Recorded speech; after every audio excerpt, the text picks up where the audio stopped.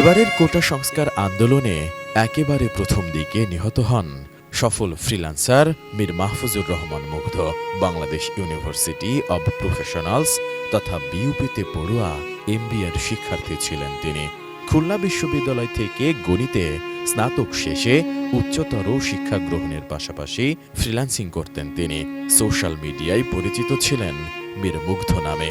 দেশপ্রেম আর মানবতার চেতনায় উজ্জীবিত এই তরুণ জড়িত ছিলেন স্কাউটিংয়েও।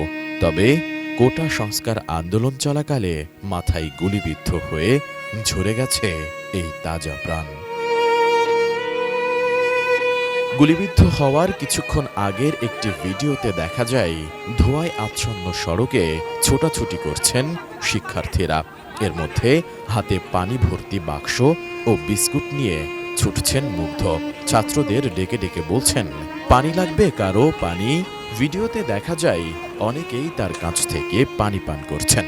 কাঁদানে গ্যাসের ঝাঁঝালো ধোঁয়ায় বেশ কয়েকবার চোখ মুছতেও দেখা যায় মুগ্ধকে।